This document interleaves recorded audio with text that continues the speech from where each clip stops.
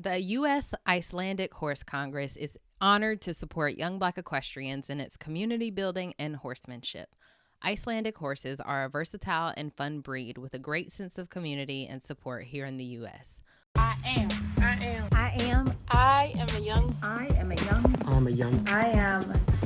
a young Black equestrian. I'm a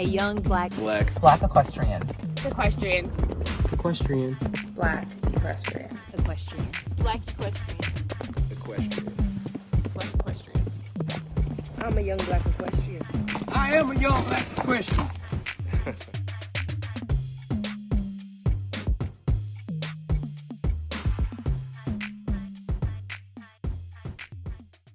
Hey y'all, welcome back to another episode of Young Black Equestrians with your host, Abriana Johnson. I have my girl Brittney Chambers here of CBC Therapeutic Horseback Riding Academy in Sacramento, California. And we just had a bomb dropping moment because I was like, Brittney, I don't even remember when the last time was that you were on the podcast, because honestly I talk to Brittney every day, so things like are a blur. But when was the last time you were on the podcast? November 2019, and we are in 2022. We are in 2022. And so that means that the time that she was on was when we did her episode. So you can go back and check out Brittney's episode from November of 2019.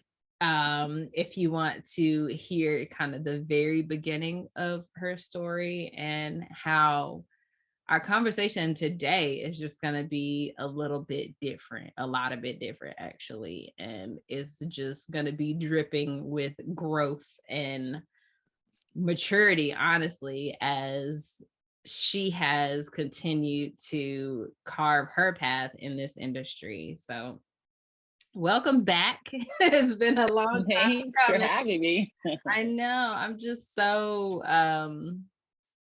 I don't know if people, well, I do know because I see it, but to say out loud how proud I am of you and seeing the sheer growth on multiple levels, all of the different things that you have overcome personally and professionally. I'm just thankful for our friendship, and I'm proud to be able to share your story still, because, you know, I'm not connected with everybody I interview still, you know, but I'm just thankful that you're here. Thanks for having me. So let's get a quick kind of fast forward. November 2019, how many horses did you have? Where was Brittney then, and kind of fast track to now? Okay, November 2019, I had about 30 clients and 2 horses. I had just left my teaching job. I just left corporate America. And that was pretty much it. Like, yeah, I got my 30 clients and my 2 horses, and we're out there rolling. And now we have our own private barn. I have 5 horses, and I have 2 instructors that teach alongside of me. We have a personal administrative assistant. We have 3 student assistants. We do horsemanship classes, online horsemanship classes, and we have over 100 clients. I think right now our roster is right around 110.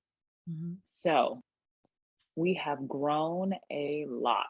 Mm-hmm, mm-hmm. And I just want to point out that's been, I mean, so it was like the end of 2019 and this is early 2022. So, I mean, that's almost 3 years of growth and change. What do you feel like has been the, you know, biggest lesson you've learned in that time frame?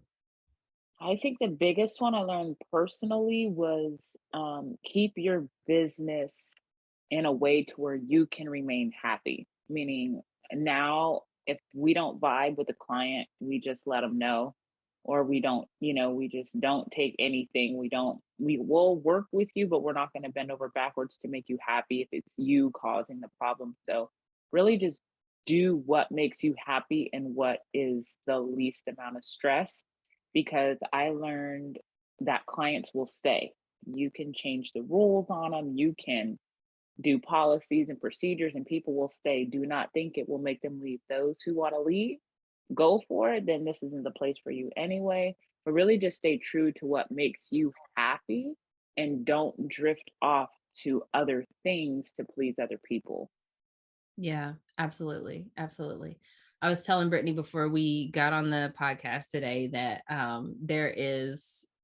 we initially had a conversation about doing another episode to talk about how to get into the industry and how, for like, from a consumer perspective, like a client, how to find the right horse and find the right barn and all those things. But I feel like there are quite a lot of resources out there for that, including some of the podcast episodes that we've already done. So today I just wanted to have a conversation about what it means to be actionable in this industry and what it means to kind of carve your own path, because I feel like we get a lot of times we get stuck at that beginning, at that introduction. We've seen that with the brands that people are working with. We've seen that with the social media, like, hey, this is me. I'm, just now in this industry. But for a lot of us who are really wanting to make this industry our livelihood, it's like, what kind of actionable change can we make besides just saying, hey, I'm here?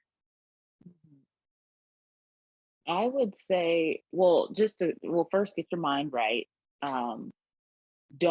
One thing I didn't do was I didn't look at other programs.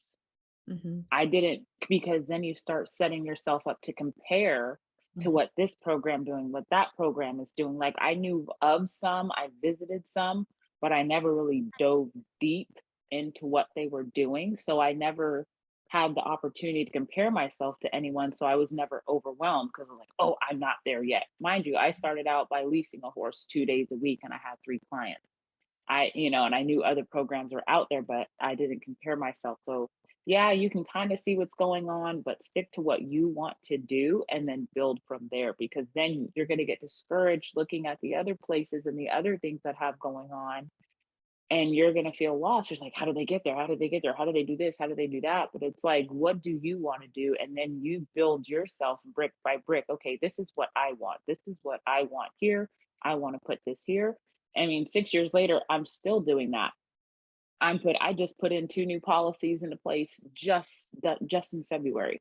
I'm putting this here, I'm putting this there, I'm putting this here because it works for me. I'm not looking at what other programs are doing. I don't even ask what they're doing.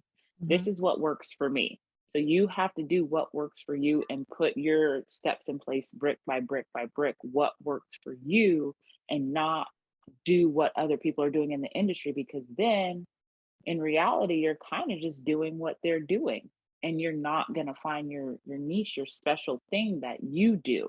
Mm-hmm. So be aware of what's going on, but then do what you need to do brick by brick and stay true to yourself and start taking your action steps that way.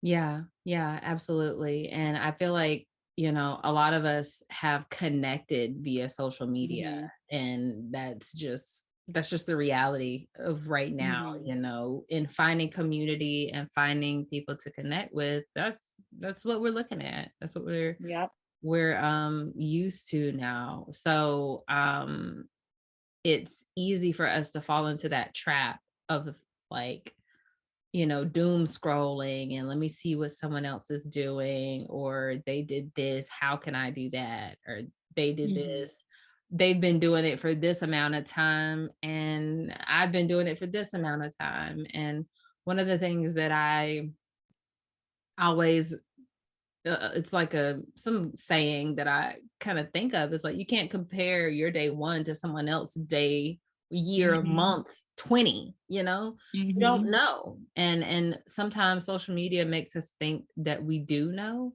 because we get this highlight reel of people's lives, Yep. and we don't know. We truly Mm-hmm. don't know. I mean, when people kind of really started learning about CBC, I was like, no, we've been around for 5 years.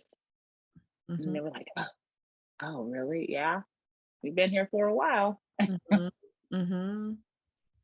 Yeah, and it's I mean, it's all part of the process. You absolutely would not be able to be where you are now if you try to hop, skip, and jump, or, say, how can I get ahead? How can I take a shortcut? How can I do any of that?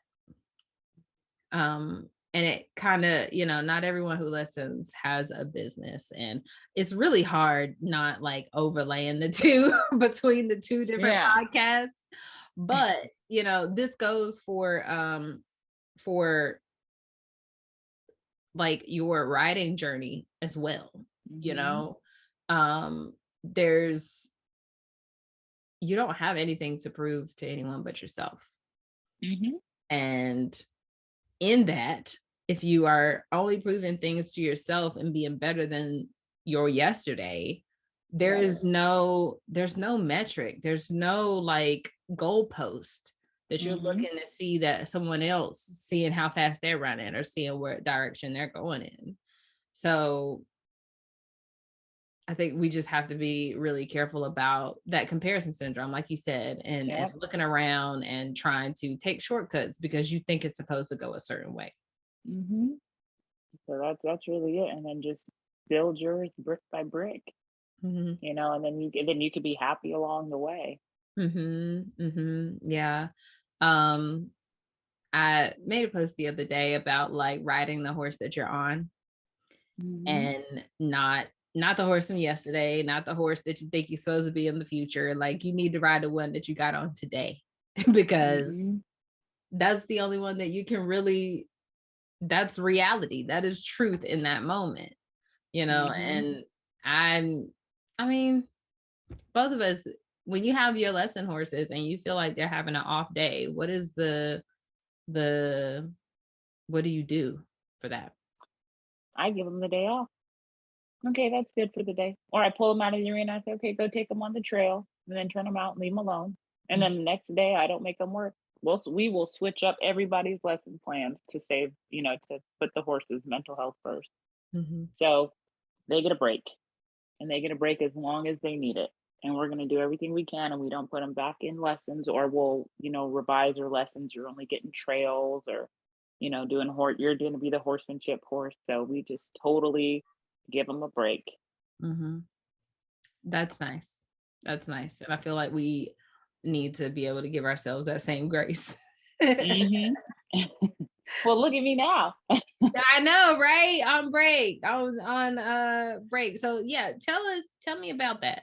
Tell me about how So, you set that up to kind of work best for you as your schedule. well, in 2020, working 6 days a week was not it. I mean, it's it, but I was like, oh my gosh, there's no end in sight. So now every 8 weeks, we take 1 week off. The horses get a break, the staff get a break. We all just get time to relax and rest. If you work on 8 week cycles, you can have your clients commit to a time frame. They could set up for an 8 week session. If they just want to do that session or not, how much you're getting paid for that session. So pretty much, I think every year I take 6 weeks off. And then every time there's 5 weekends in a month, we take a weekend off too. So it is the best thing we could have ever done, because there's no way we could have ever kept going if we would have not taken breaks. So every 8 weeks we take 1 week off. The best thing ever. Yeah, I love that.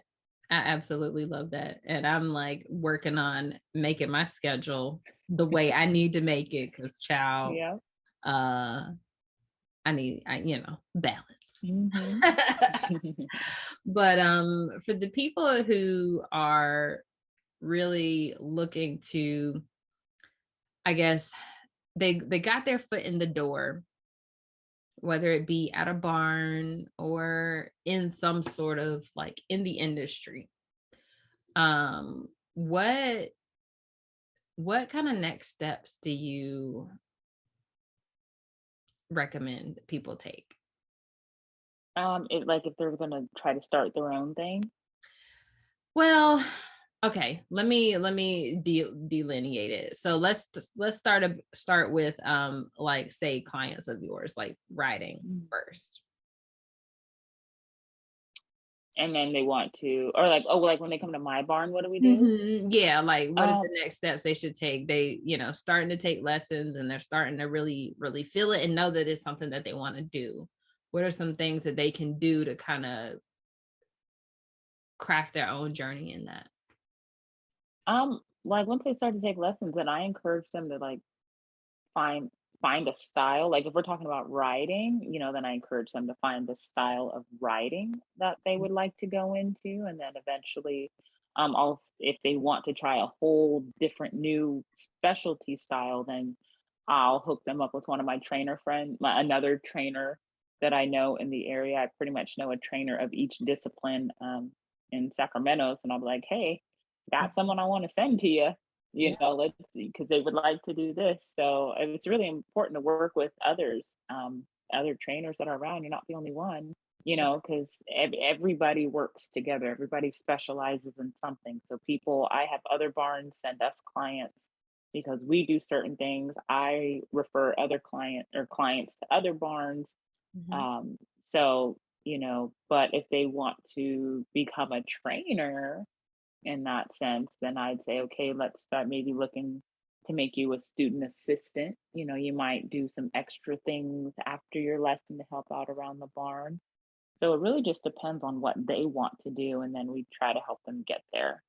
Yeah. Yeah. I think there's like a balance between like figuring out what you want to do and just being open to Hmm. what is possible, whether it's just getting into riding or being a business in the industry. Because I can say like where I thought I was going was not where I am headed right now. And so Right. just being open to that change, as long as you're still happy with, what's going on, then Hmm. just keep going. Yep. Yep. Pretty much. So we was it, has it been 2 weeks now? I can't remember, but Oh your yeah. Last last week. week Yep. It was last week. Yep. feature Yeah. with Nissan. Congratulations on Thank that. you. Tell us Thank you. about how that experience was. Because you've been, I mean, Whew. child, you've been on TV a lot recently. I forgot Well, I will Ancestry say, too. um, right before that, I had something really deep happen in my personal life, and so little do people know that that Nissan commercial is what got me back with my horses. I actually hadn't seen my horses for 2 weeks prior to shooting that commercial, or that at whatever it was called. So the whole experience was kind of like, this is why I'm here. This is what you're supposed to be doing, and you need to get back into it. And it just really reminded me why I do what I do and the joy that my horses bring me. The filming industry, ooh, that's not an industry I'm trying to work in. Man, it was stressful because everything was so last minute. I had to fly to LA, and then it was a lot, but it was really, really fun. I think they did a great job. I didn't see it until it was released completely. So they're like, here's your video, it's live. And I was like, okay, no going back now. So, but it was a really fun experience. Right. Dang. I I don't know. I guess I just assumed you saw it before it came out. Nope. Mm-mm. I saw it probably 5 minutes. As soon as I see it, then I literally sent you guys a link first. Wow. Wow. But yeah, And no, we watched it together. I know. I was like, what the heck? Well, and I kind of forgot that you had done it. because Mhm. that was last year. That was August and before October of winter last time. year. Yeah. The first half of the shoot was in August, and then we shot the second half in October. Yeah. Mhm. Um, so I think it was, sorry, my phone was doing something weird. I think it was interesting to see how what was it called? Like adventure or something like that? Nissan Adventurous, Or adventurous. Okay. I think so. It was interesting to see how like cinematically how they were able to really capture your story and capture a lesson and kind of the culture that you have cultivated in your space, that it's not, I mean, it just has a calming energy. And thankfully, I mean, it's a therapeutic horseback riding academy. So Yeah. ideally it's supposed to. But I know that you also are branching out into teaching other people how Mhm. to do the same. So can you share a little bit about that? Well, that started with so many people asking me, "How did you start a program?" And then I was like, "Wait, isn't this consulting? Like, if I'm literally telling you everything you need to know?" So then I went on Facebook and I started a Facebook group, which now has over 600 members. I need to get back to being more active. The academy had a lot going on, so Mhm. I kind of lagged on my posts. But the group is called Building Your Equine Lesson Program, and there's a lot of people who haven't started a program yet, and then some who have. So it's really a group where everybody could just come together and it's like, okay, this is what I need to start a program. um, and then, so I also did some online classes. I did some workbooks for Etsy, and then I do consult calls. So it's like, however you learn best. If you learn visually, go by the workbook. If you need audio and visual, go take the online class. If you need, everything, the whole package, then give me a call and book a call with me. Because I know people learn different ways. So I just wanted to make each a platform for each type of learning, Mhm. to best fit everybody. So that is going fairly well as well. Good. And so I want to Brittney breaks down her kind of the building of a lesson program into several courses. So Mhm. just know that, it's not like just one thing you have to do, like, oh, Mhm. getting the legal structure, boom, got it, I have a lesson program. Like, no, that's not Mhm. the only thing. There's four pillars. Well, I broke it down into four pillars. There's five courses, but four pillars. So there's one, it's like if you're starting from ground zero, Mm-hmm. take this class. If you need policies and procedures, take this class. If you need program structure and curriculum, take this class. If you need a lesson horse, take this class. If you just need to get your culture, your whole identity out there, then take this class. So those are like the four main pillars, but each pillar is like packed with certain stuff. So Mm-hmm. Mm-hmm. because I know people won't want to be like, I don't want to sit through this whole thing if I only need this part. So Mm-hmm. yeah. Yeah, absolutely. And so what kind of I'm in the Facebook group and I've just seen a lot of different people. I know you said there's some people that have lesson programs and some people that don't, but honestly, there's I feel like when people say lesson program, they think like horse training business. And I've seen a lot of nonprofits in there as well. I've seen a Mhm. lot of organizations who are looking to get kids into horse sports or just the industry. Initially, I've seen teachers, you know, Mhm. um, a lot of schools, more rural schools, have like ag-ish teachers, or they Mhm. may have a equine person at their school. Mhm. So it's not even just for, I feel like it caters to a lot of people. And it has a lot of information that a lot of people can benefit from. And so when you talk about building a culture, if you're trying to, you know, you look at a lesson program and it's basically, I'm trying to teach a group of students how to do a thing. Building a culture around that is not easy, but it's like, okay, you could do that in a nonprofit. You could do that in a classroom. You could do that, you know, there's just so many different ways that you can grasp that information. So I'm excited to see how people start learning from that and actually taking action. Yeah, that's where a lot of people are stuck because I'll do check-ins of like, oh, they'll get all inspired and then they lose their inspiration. That's like people, it's not easy. It's Mm-hmm. not. It's hard. It is really hard, but you got to do it if you want it. So Yeah. it's worth it, but it's hard. Last year was my absolute hardest year in business, but it was our most profitable. But by my goodness, it was tough. So that's the price of being an entrepreneur Yeah. and running a business. That's just what it is. Yeah. Yeah. But I think that's another important point to at least look at. You started off in with one vision. You're going to teach lessons, and then I feel like it kind of grew to, you had the capacity to have those like therapeutic partnerships so that you are able to do that.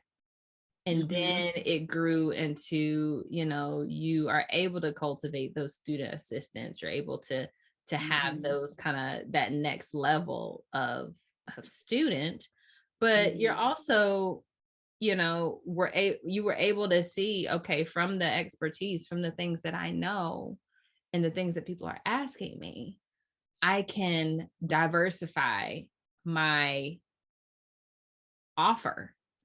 I offer the service, but now you offer a product as well, and that's the courses, digital products. So when we talk about like carving your own path in this industry and really, taking action, it's kind of surveying what's happening in your real life. Like what is going on? You were like, people are asking me, people are asking. And I've always been told, like, the things that you say over and over and over, that's what you need to package. So that you don't have to keep saying it. You can just say, hey, just go by. Yep. That's why I say, here's the links. If you want online classes, if you want the workbooks, or if you want to call me, here's the link. You pick with your best learning style, and then that's how I will help you learn. Yeah. And I'm the first person to be on somebody's Google, like, how do I? Yep. But when someone has taken the time, someone who has done that work and has taken the time to put it together of the things that have worked for them, all in a pretty little, with a bow on top. Yeah. Like, when we look for those ways to get ahead, or those kind of, how do I get the answers? That's it. And we do have to invest in ourselves in order to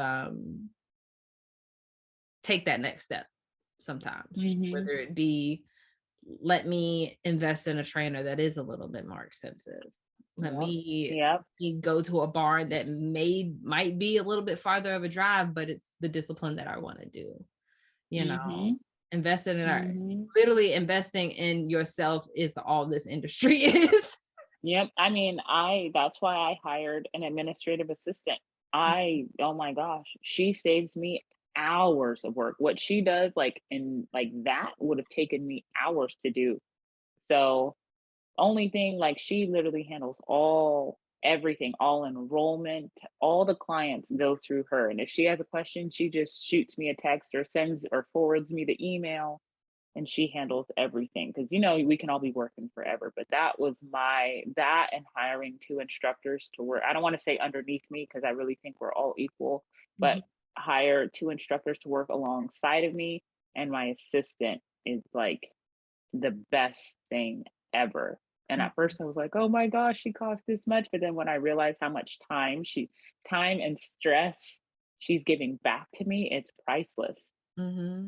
Yeah. Yeah. And I mean, even when you're able to maintain your mental health, so that it doesn't cost you dollars and cents in other things like in the future, but also when you're able to focus on the things that you are good at, the things that your expertise is in, like building the culture of your program and making sure that the horses are, worked appropriately and not overworked, and really just taking care of all of the day-to-day kind of situations that are going on at the barn, you're able to do so much more, and oh yeah, it just opens up the doors for a lot of things.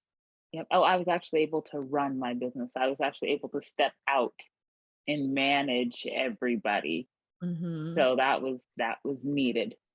I can't be, there are some days where I'm teaching lessons all day, and there's other days where I only have a few lessons here and there, but I still need to like check in with everybody and make sure everybody's all good.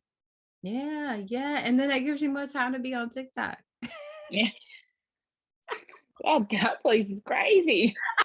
Oh my gosh. Wow, that's all I can say. I know. So Brittney has been viral on TikTok a couple of times now. I'm like, shorty, if I see you one more place, and it's funny because there's a few people, and of course we know them, but people send me, they're like, oh my God. And I'm like, I kind of just want to post a picture like these, like I know these people. These are my friends. We talk. I talk to this one every day. Every day.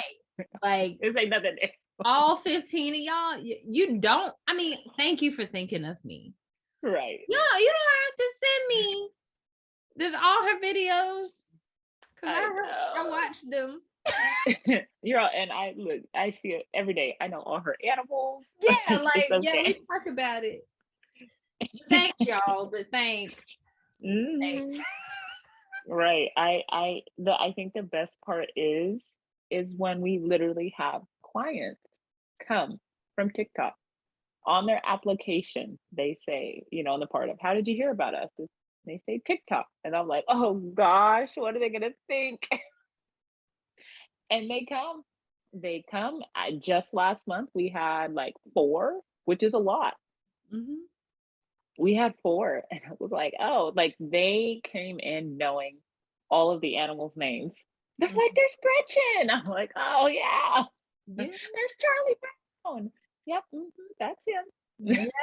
Yeah, and they already know. Yep. And I think they can pick up on your energy and the vibe and what is gonna be expected, because it's not like you're only doing like fun, cutesy, silly things. Like you do a lot of uplifting of other businesses, and like client interactions and just movement overall. Because I'm like, yes. And I see people in the comments like, thank you for being transparent about that, because no, clients are not always right. I was just about to say that. They are not always right. You can go somewhere else with all of that. And it's okay to say that. Yeah, absolutely. Because in the end, that comes your culture. Because then people outside of your business are going to be like, they don't play over there. You better go there and act right, because they'll kick you out. That's the culture that you set when you kick people out who need to be kicked out. Because then people come to your business with some act right, in them. Yeah. And they know not to play with you. That's how it is. Well, and it's also the people that are, like actively coming to your business, and they know the drill. They know that you're going to preserve that. They know that the bar is not going to be moved for someone else for some stupid reason. Like they know that they are continuing to support a business that has integrity, and that's really going to make sure that their experience is great also. Yep. And they know that we will work with them. If you do right by us, oh my goodness, I will go to the moon and back to make things work for you. But don't try to cross me. Not when you know I would do, not when you know I'll work with you. Right. Absolutely. And it was the same way for me when I was running the pet resort, even though I was in corporate. I kind of got it from both sides, but it was like, no, like we don't have to operate this way. We can build this in a way that makes us happy, and we can provide you great service when we are happy. You know, that's we kind of start to see a breakdown in service and experience when you start building something that you are not happy with. And you don't want to do that. Yeah. So that is, so if you're on TikTok, YBE fam, go make sure you're following Brittney. I'm sure that you are. What is your, and I'll put it in the, it's Britt90. So BRI, I don't know if there's 2 or 3 T's under. I know, that's why that's why I didn't spell it out, because I saw it in my head and I was like, wait, I don't know, there's 2. I don't know if but I'll find it. Remember. I will link it under here, under the in the show notes and things like that. But so next episode of YBE is going to be episode 100. This is episode 99.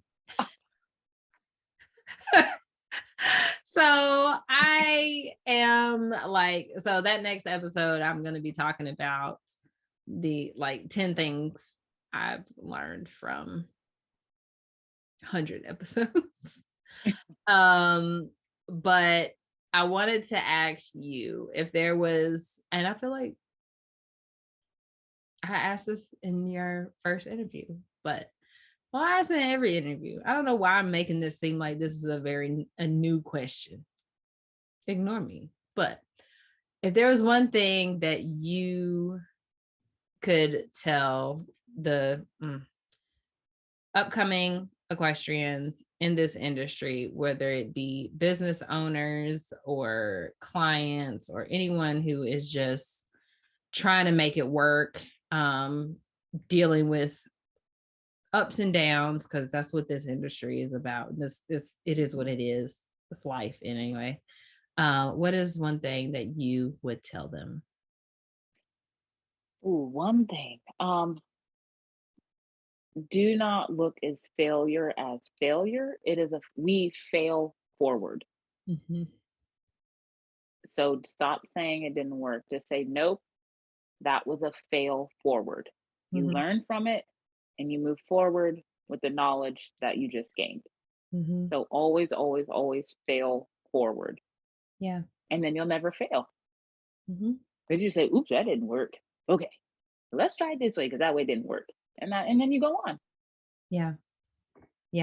It's always an opportunity. You have more information than you had before. So now you can make a better decision. Yeah. Well, that's good. Thank you so much for coming back on the podcast after, 3 years. I can't even believe I've been doing this long. It's like, what? Anyway, thank you so much. I can't wait to share this. Thank you for tuning in to Young Black Equestrians, the podcast. Be sure to subscribe on your favorite podcast player as well as over on YouTube. And you know what? Do me a favor, leave a review over on Apple Podcasts. Doing that makes it so that this platform and this content gets shared with Black equestrians all over the world. Thank you so much for tuning into this episode, and I will see you next time.